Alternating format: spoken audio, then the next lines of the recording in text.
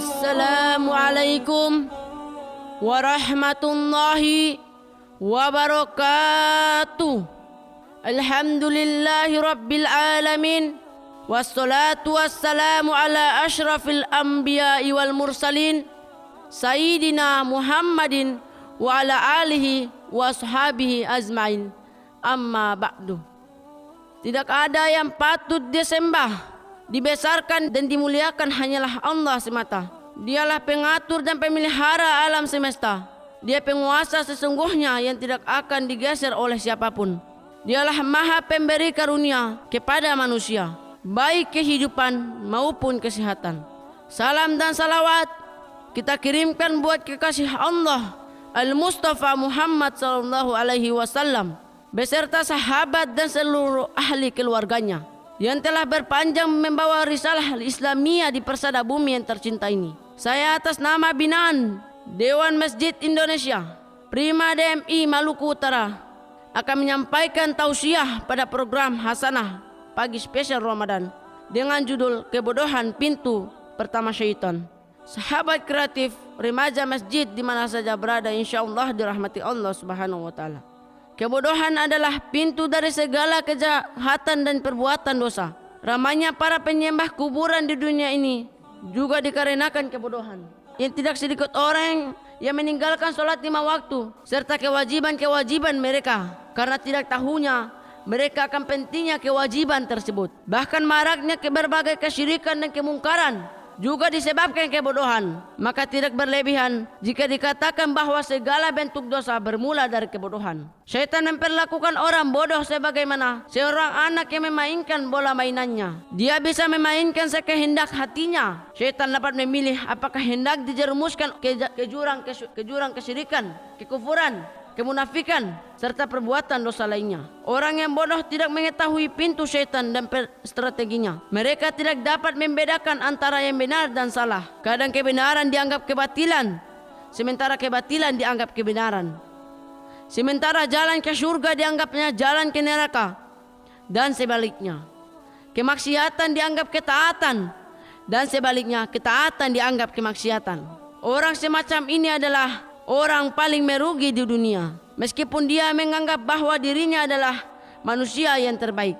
Allah Subhanahu wa taala berfirman dalam Al-Qur'an, surah Al-Kahfi ayat 103 dan 104. Bismillahirrahmanirrahim. Qul hal nunabbiukum bil akhsyarina a'mala alladzina dalla sa'yuhum fil hayatid dunya wa hum yahsabuna annahum yuhsinuna sun'a. Katakanlah, apakah akan kami beritahukan kepadamu tentang orang-orang yang paling merugi perbuatannya, yaitu orang-orang yang telah sia-sia perbuatannya dalam kehidupan dunia ini, sedangkan mereka menyangka bahwa mereka berbuat sebaik-baiknya. Sahabat kreatif remaja masjid di mana saja berada yang insyaallah dirahmati Allah Subhanahu wa taala. Di antara manusia ini ada orang yang senang menjadi orang bodoh, padahal kebodohan akan membawa manusia kepada kerusakan di dunia dan kehancuran di akhirat. Mudah saja bagi syaitan untuk menghadapi orang-orang yang bodoh, yakni dengan melestarikan kebodohan dan menanamkan rasa cinta terhadap kebodohan tersebut. Di samping itu, syaitan juga menghalang-halanginya dari belajar. Syaitan akan mendatangi orang-orang yang telah lanjut usia. Syaitan akan mendatangi orang yang telah lanjut usia dan mengatakan, usiamu telah lanjut, apakah engkau tidak malu kalau mau belajar? Orang itu akan minder, malu dan mengurungkan keinginannya untuk belajar. Padahal belajar pada saat tua adalah sesuatu yang afdal atau utama dibandingkan yang tidak mau belajar dan rela dengan kebodohannya. Syaitan juga membisikkan pada anak muda yang belajar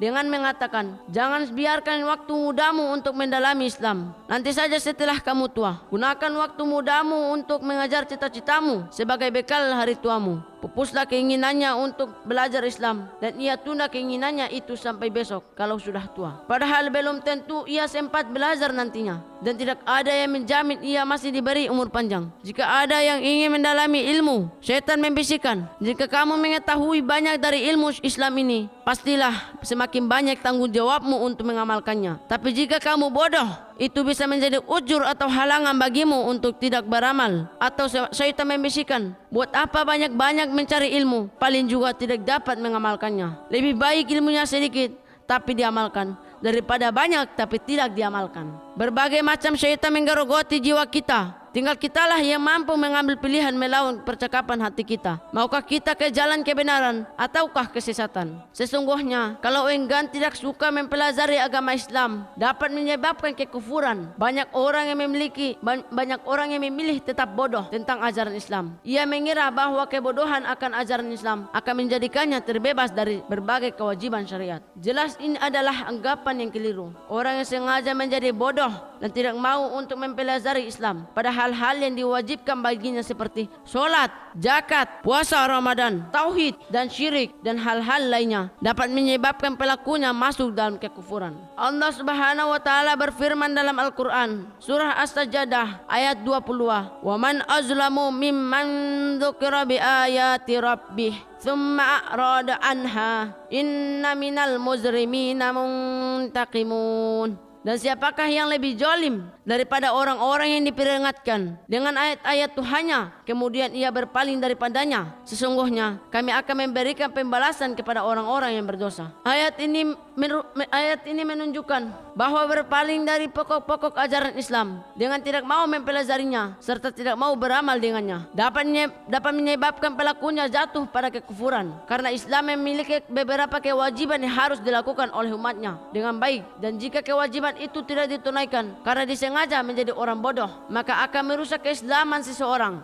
Ingatkah kita dengan Ibnu Jarir At-Tabari yang betul-betul mencintai ilmu sepanjang hidupnya? Jika dihitung-hitung, setiap harinya beliau menulis tidak kurang dari puluhan lembar. Maka tidak heran jika karangan-karangan beliau hari ini menjadi rujukan utama dalam berbagai disiplin ilmu. Bahkan ketika seseorang mendoakan beliau saat sakit yang menjadikan beliau wafat, beliau pun tertarik untuk menulis doa tersebut. Setelah beliau menulis di saat tamunya hendak keluar, beliau pun menghembuskan nafas terakhirnya. Dan masih banyak kisah-kisah menarik dari para ulama seperti Imam Syafi'i, Imam Ibnu Katsir, dan juga para imam yang lainnya yang menggambarkan semangat mereka dalam menimba ilmu. Sungguh sangat jauh sekali dengan keadaan kita hari ini yang masih berleha-leha, bersenang-senang, acuh, ogah-ogahan untuk mau mendalami dan mempelajari ilmu. Untuk itulah marilah kita senantiasa memotivasi diri kita untuk senantiasa belajar dan belajar untuk menjadi modal kebaikan bagi diri kita. Janganlah kita malas dan merasa pandai sehingga kita menjadi orang yang bodoh, maka kebinasaan akan menimpa kita. Tetaplah kita berlindung kepada Allah Subhanahu wa taala dari kebodohan dan sifat-sifat orang yang bodoh. Demikianlah sahabat kreatif Remaja Masjid di mana saja yang berada, insyaallah yang dirahmati Allah Subhanahu wa taala. Saya atas nama Fauzan Ihsan Iswaib,